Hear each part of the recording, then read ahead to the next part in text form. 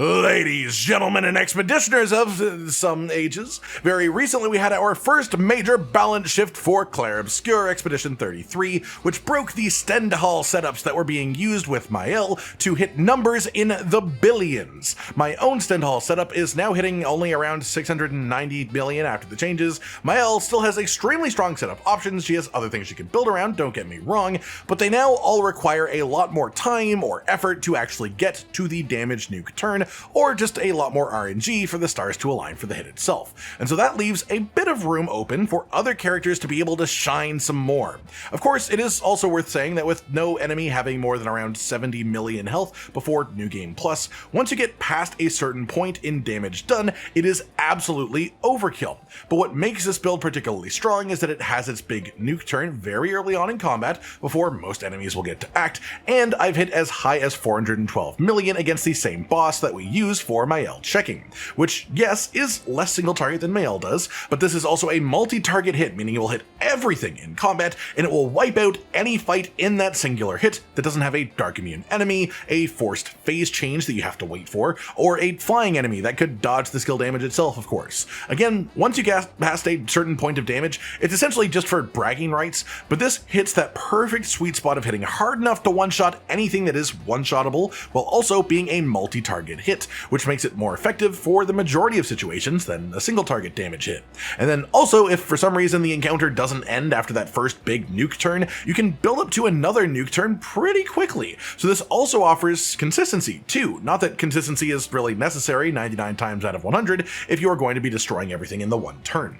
All that said, the main setup here is based around Sciel, stacking as many damage buffs on her as possible, and then going to town with our Sacrifice. This skill increases its damage done based on the amount of foretell stacks that the enemy has that it hits, but it also gets a massive damage increase by stealing all of the health from your other party members to leave them at 1 HP and increasing its own damage proportionally to the amount of health that was used. Importantly, this does not scale with health percentage that it takes, it scales with the flat health numbers. So the higher you can stack your maximum health on the other two party members, the higher damage this skill will hit. Of course, you may be thinking, how do we then get to do it again? Obviously, it sucks all of the health out of your teammates. Well, there's two answers. If the combat is then easily winnable from that point, just use your other abilities to clean it up nice and quick.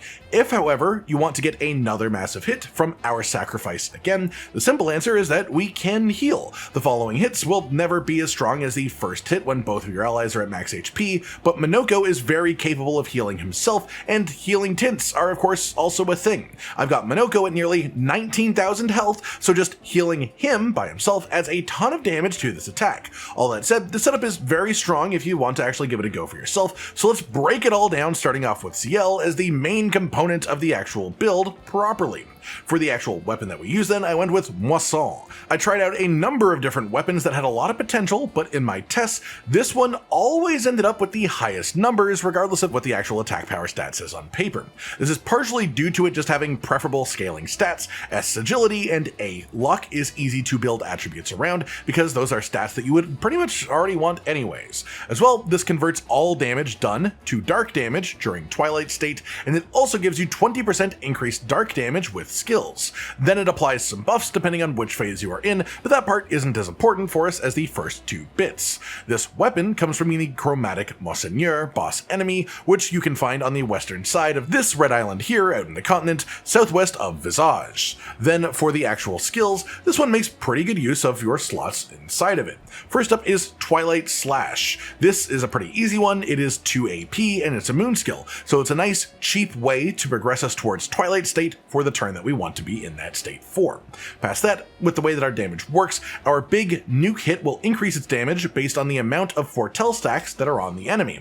This means that we have two choices. We can either maximize the amount of foretell stacks that are on a singular enemy, a priority target, say if you are in an encounter that is a main boss and then two smaller enemies beside them, or if you're just in a pure single target fight, then you would want to use Spectral Sweep. This hits up to 6 times, applying 1 foretell per hit, but 2 foretell on crits. We have 100% crit chance in this setup, and if you time the inputs right, that means you will always hit your 10 foretell stacks on the enemy using this. If you want to spread your damage out a little bit more evenly, say you're doing something like the Endless Tower, where a lot of the fights, especially in later stages, are relatively equally powerful enemies, but 3 of them at the same time, for this you would instead want to use Searing Bond. We apply burning stacks to all enemies automatically at the start of combat, so this essentially is just apply 5 foretell stacks to all enemies that are in combat. We then have Fortune's Fury, which we use to double our own damage, because you can actually use this from Sciel onto Sciel to double her damage for the next turn. Then of course we have our Sacrifice, which is the big main damage dealing skill within this build, where the bulk of your damage will come from. For the Pictos, I simply chose Lumina effects that we already wanted that are generally expensive, while focusing on speed as the main stat on the Pictos itself, and just enough crit rate to put me over 50%, which puts us to 100% crit rate in actual combat. For the Luminas then, we have a whole lot going on in this build, but I'll go through them and explain why we use each one. At Death's Door is a damage increase when you are at low health. We will be playing at 1 health the whole time, so this is always active. Augmented First Strike is not required, it's just something that I have as a bonus. It doesn't affect our nuke turn, so don't worry about that. Auto Death kills you right at the start of combat. You might think that's a negative, but we combine that with the Survivor effect here, which makes you survive fatal damage with 1 health once per combat. We use this combination of 2 Pictos to put us to 1 health right at the start of the fight, which then activates effects like At Death's Door. We then take Burn Affinity, which is just increased damage to burning targets. Again, automatically at the start of combat, everything will be set on fire, so we just get this for free. Cheater is a bonus turn after your turn, and this is basically required for every character once you can put it on every character. Confident Fighter is 30% increased damage, but you can't be healed. We don't want to be healed anyways because we want to play this at 1 HP, so this is just a nice free damage increase. Critical Moment is 50% increased crit chance if health is below 30%. We are playing at 1 HP, so this is just 50% crit chance. Dead Energy 2 is a nice bonus. You don't need this, but it's good for sort of longevity and more sustained encounters. Energizing Shots, as well as Marking Shot and Rewarding Mark, are all used sort of in tandem to give you some sort of energy generation from your free aim shots, just in case you need it. It's not a requirement, but it's a nice thing to have as a sort of trick up your sleeve. Energizing Start 2, Energizing Turn, and Energy Master are all used to manage our AP and make sure that we have enough AP on each of the turns that we want to actually use our abilities properly. First Defensive is like Augmented First Strike. This is not necessary at all, it's not a requirement, it does not affect our big damage turn, it's just something that I have on because it's an extra and I could. First Strike makes you play before the enemy, regardless of your speed stat, it's pretty good. Glass Cannon, deal 25% more damage, but take 25% more damage as well. We don't care about how much damage we're taking because we're at 1 health with a bunch of shield points, so this is purely a damage increase. Greater Powerful and Greater Rush are on the off chance that we apply Powerful or Rush to ourselves manually. That doesn't happen often, but if that happens, you would rather have the greater versions. Immaculate is a 30% increase to damage until a hit is received, and you should always be having your big nuke turn before you even can possibly take a hit during combat, so this will be active. In Medias Res is +3 shields on battle start, but your maximum health is halved. You don't care about your maximum health being halved because you want to play at 1 HP anyways. The +3 shields is good, obviously defensively, but also we turn shield points into being offensive benefits, so this is also more offense. Inverted Affinity gives us the inverted debuff for the first 3 turns of battle, and also gives us a 50% increase to damage while inverted. As well, the Tainted buff gives you 15% increased damage for having negative status effects, which inverted counts for, so this and Inverted Affinity are a combo, but our actual damage nuke turn is our 4th turn in combat, which means that neither of these effects are going to be active for the damage nuke, so they aren't required for the build. They are just things that I recommend having in general because it makes your first couple of attacks more powerful, so why not? Then past that we have Painted Power, which is of course a requirement for every build once you reach Act 3 because it lets you surpass the damage cap. Powered Attack lets us consume 1 AP when using a skill or doing damage of any kind, really, to increase the damage by 20%. If we have this line up on our damage nuke turn, this means that we get an extra 20% on our biggest hit. Powerful Shield increases the damage that you do by 10% per shield point that you have on yourself. We will be hitting the maximum shield points, which is 9, which makes this a 90% damage increase. Roulette is a 50% chance to deal half damage, 50% chance to deal double damage. If this hits half damage, then it's unfortunate, and you might not even get your one-shots on every enemy at least. However, when this deals double damage, it obviously deals double damage. On average, this means it will deal 25% more damage if you just use this over a very long period of time. You can play with this off if you don't want to have the low damage moments, but that does mean that your damage ceiling will be lower. Shield Affinity increases your damage while you have shields, but it makes it so receiving any damage at all removes all of your shield points instead of just one. What's worth noting about this is if you really don't like playing 1 HP builds, you can play without this, which will make it so that you can take 10 hits before you die on Sciel instead of 2 hits. However, the 30% decrease in damage makes it so your one-shots are a bit less one-shotty, might not one-shot, so you might actually have more opportunities to get hit in the first place. That said, I think it's actually safer to just keep this on and treat the best defense as offense. Then we have Solo Fighter. This isn't a requirement, it's just a backup in case your allies die, because it's 1 point for situational 50% more damage. Stun Boost is 30% increased damage on stun targets. The majority of the time, our big nuke turn will be hitting enemies that are actively stunned, which means that this bonus will apply.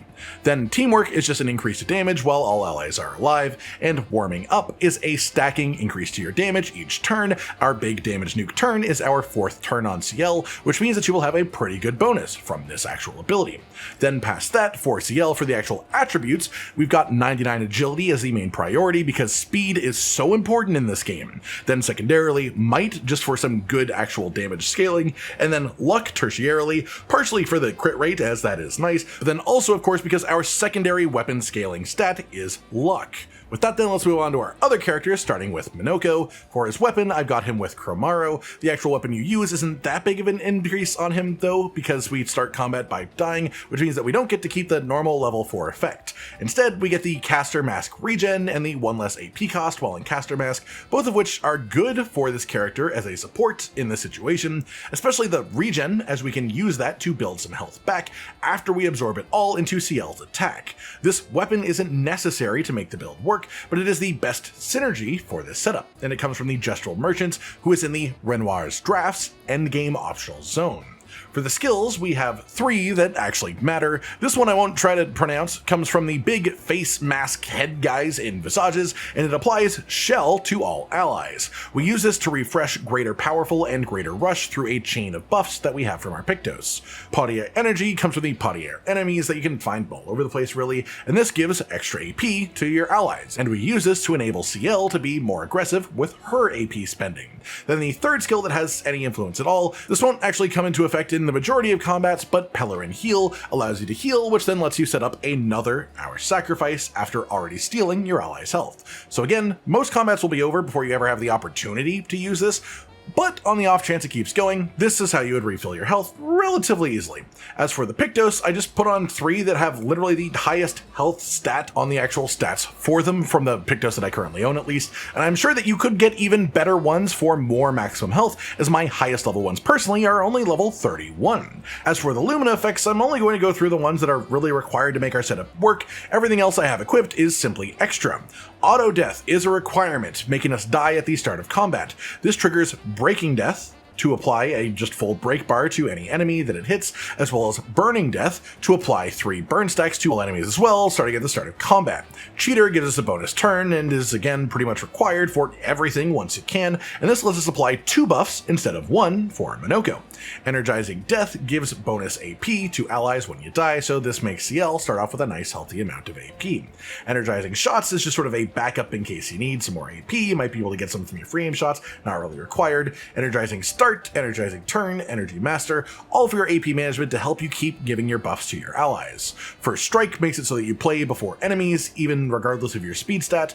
Greater Powerful and Greater Rush, because we are applying Powerful and Rush to our allies, so this makes it have a larger effect. Of course, outside of the skill that applies Shell, we also have Protecting Death, which means that when we die at the start of combat, we apply Shell to enemies, and we have Powerful on Shell, which means we apply Powerful when we apply Shell. We have Rush on Powerful, which means we apply Rush when we apply Powerful, powerful, so when we apply Shell, either through this Pictos or through the actual skill that we have as well, it will apply Rush and Powerful, which will be greater buffs as because of our setup here. We also have Shielding Death, of course, which gives your allies 3 shield points on death. We have this on Monoco, and we also have it on Verso, which means that you'll be giving 6 bonus shield points to Sciel. Add on top the 3 that she has from In Medias Res, which makes her hit 9 shield points, as we mentioned earlier. Then finally we have Second Chance, which makes you revive with full health once per battle. This makes it so that when we auto-death on turn 1 to apply all of our buffs and debuffs, we then get to come back to actually take turns afterwards. For attributes on Monoco himself, you want 99 agility to max out your speed stat. Then you actually want 99 vitality to max his health out, as this increases the damage Sciel will do, which is the next most important part of Monoco, awkwardly. Then 99 might afterwards for damage increase, not that you'll be doing damage very often with Monoco in this setup.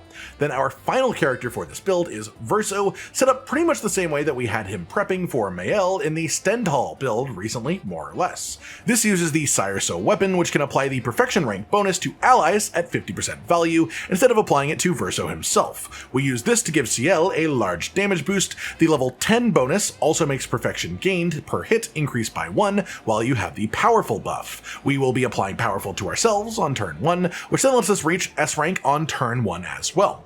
As far as skills, the only one that matters for Verso specifically is Phantom Stars. What this does is hit all enemies in combat, and it can apply Break. We build full break bars from Breaking Death, which we have on Monoco, and then we trigger the breaks using Phantom Stars to then have the enemies be fully stunned for their first turns. The Phantom Stars as a skill also goes down to 5 AP cost when in S rank, and again we are hitting S rank on the first turn, so that makes us extremely efficient at doing what it does. This means even if enemies are fast enough to go before Sciel's nuke turn, they won't be able to act because they will be stunned, and then Sciel gets to do her nuke before they can do anything. If, however, Sciel gets to go again before the stun wears off, this means that it will increase her damage instead, so there is a bonus to Sciel regardless of whether that happens or not. Then for the Pictos and Lumina, the actual Pictos that I chose were basically just ones that relate to the actual Lumina abilities that we want, as Verso is a very Lumina heavy character the way that I have him built here, so we wanted to take out at least some of that cost from the Lumina abilities and put it into our Pictos. We then, past that, build as much extra bonus health as we can, as again that increases Sciel's actual damage. Then for the Luminas themselves, we are going to be having pretty much the exact same set we had on Monoco, but with some extras as well. We're not going to be overlapping ones that you don't need to have twice, but I will only be explaining the ones here that I haven't already talked about today.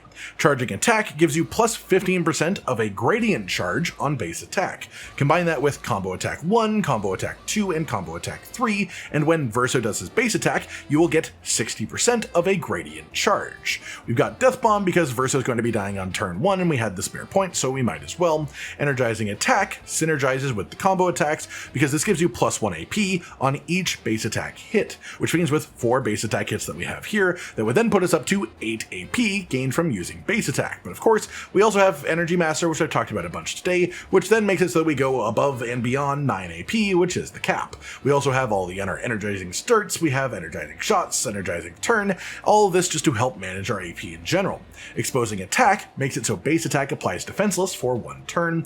Greater defenseless increases the actual effect of the defenseless debuff. This will in turn increase the damage that Sciel does to whatever targets that we use our base attack against. Then we have things like Marking Break, which applies Mark when we break enemies. We will be the one breaking all the enemies with Phantom Stars, and so of course Marking Break will apply Mark to all the enemies when you do that.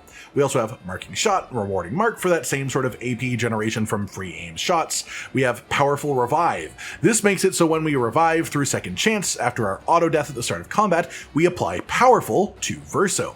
This makes it so that his actual weapon effect takes effect on turn 1, which is what lets you reach S rank with 1 volley of free aim shots and your first base attack. As for the attributes on Verso, it's the same as Monoco really. Agility first to maximize speed, then Vitality for the health boost to fuel Sciel's damage, and then full into Might for Verso's own damage. That does it for how to put everything together then, so let's walk through the sort of order of operations for the big hit itself. Start off combat, Sciel goes first, use Twilight Slash to generate a Moon Charge. Cheater procs, giving you a second turn.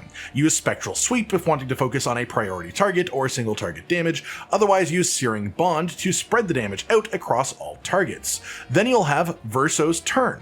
Verso shoots free aim shots at priority targets until until fully out of AP, then uses base attack on priority target to apply defenseless. Cheater will proc, giving Verso another turn. This time we use Phantom Stars to proc break, as you should be at S rank, and if you'd want to, you can also dump free aim shots into the enemy before you go down to 5 AP, but make sure that no matter what, you always have enough AP to use Phantom Stars on this turn. This will break the enemy and apply your marks. Then it's Monoco's turn, depending on which mask you start in. If you start in Caster or Almighty mask, use Potier's Energy first to give bonus AP to allies. If you've gotten one of the other masks, use the Shell buff skill instead to apply Shell to your enemies and all the other buffs that we chain with that. Then the Cheater effect will trigger Monoco's second turn. Use whichever of those two skills that you didn't just use on Monoco's first turn. Then, depending on your speed stat specifically, you'll either roll back to Verso and then to Sciel, or just straight to Sciel. If it goes to Verso, you don't really need to do anything, but you can apply some more defenseless to more enemies if you want, you can use some more free aim shots, and regardless, when it gets back to Sciel, you will start Twilight State, which increases damage done by 50% for this turn and the turn after. Use Fortune's Fury on Sciel herself to apply double damage the next turn. Cheater will proc, so Sciel has her second turn, and this is when we use our Sacrifice with an unholy amount of bonuses to destroy the enemy entirely. If combat continues to extend passes for whatever reason, start to consider gradient attacks as they're quite powerful, or you can build back up to another Hour Sacrifice through repeating the loop and through changing Monoco's role to more healing along the way. That just about does it for today then, everyone. The build that makes Sciel the absolute star of the show, stealing health from her allies to bomb the enemies for massive amounts of damage. This may not have quite the single target damage that Mael is capable of, but it's more than enough to one-shot pretty much anything that you can one-shot. It's multi-target damage, so it can one-shot entire groups instead of just one enemy, and the build as a whole is very capable of sustaining good damage over further turns in case the initial blast doesn't end it immediately. I hope you've all enjoyed this then, and I hope you enjoy using the build for yourself too if you try it out on your own. Like if you liked the video, subscribe to the notification bell for more, and most importantly, ladies and gentlemen, until next time, stay sweet. Josh, Cotton, and Hollow with the videos, dropping the humor like a hammer on your tippy toes, bringing entertainment on a daily arrangement to take our insanity and turn it into entertainment. Yes, I said entertainment twice, to reiterate that it is nice to look into your faces on a mostly daily basis when you let us in your homes to make the whole world a stage. Goodbye.